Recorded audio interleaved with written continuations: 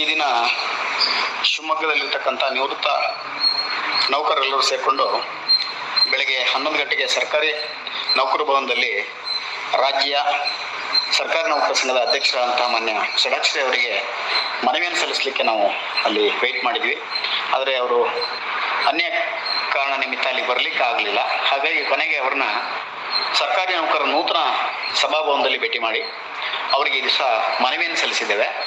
ನಮ್ಮ ಏಕಮಾತ್ರ ಮಂತ್ರ 1/7/22ರಿಂದ 31/7/24 ನಡುವೆ ನಿವೃತ್ತರಾದಂಥವರಿಗೆ ನಿವೃತ್ತಿ ಉಪದಾನ ಕಮಿಟೇಷನ್ ಇತ್ಯಾದಿಗಳನ್ನು ಕೊಡಿಸಿಕೊಡ್ಬೇಕು.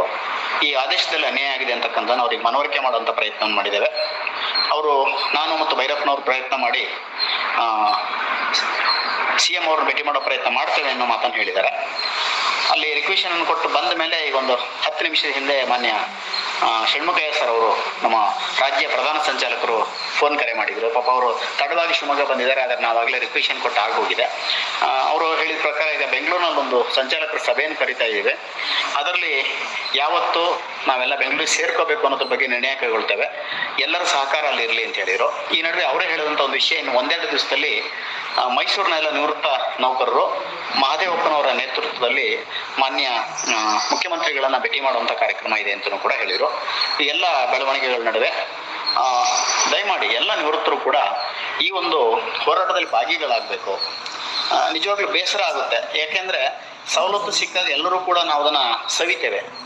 ಅಕೌಂಟ್ ಎಂಟ್ರಿ ಮಾಡಿಸ್ಲಿಕ್ಕೆ ಎಲ್ಲದಕ್ಕೂ ಹೋಗ್ತೇವೆ. ನಾವು ವರ್ಕಿಂಗ್ ಡೇಸ್ನಲ್ಲೂ ಕೂಡ ನೋಡಿದ್ದಿದೆ. ಎಲ್ಲರ ಸಹಕಾರವೂ ಇಲ್ಲದೆ ಕೆಲವೊಂದಲ್ಲಿ ನಾವು ಯಶಸ್ಸನ್ನು ಗಳಿಸಿದ್ದೇವೆ. ಆ ಮನೋಭಾವ ಇರತಕ್ಕಂಥವ್ರು ನಾವು ಯಾವತ್ತೂ ಕೂಡ ಸಕ್ರಿಯವಾಗಿ ಇರ್ತೇವೆ. ದಯಮಾಡಿ ತಟಸ್ಥರಾಗಿರ್ತಕ್ಕಂಥ ಸ್ವಲ್ಪ ಜಾಗೃತರಾಗ್ರಿ. ಅನ್ಯರ ಅತಿಯಾದ ಋಣದಲ್ಲಿರಬಾರ್ದು. ಎಲ್ಲರ ಸಹಕಾರದಿಂದ ಈ ಹೋರಾಟ ನಡೀಲಿಕ್ಕೆ ಯಶಸ್ಸನ್ನು ಪಡೀಲಿಕ್ಕೆ ಸಾಧ್ಯ ಇದೆ. ನಾವು ಕೇಳ್ತಕ್ಕಂಥದ್ದು ನೈತಿಕ ಹೋರಾಟ.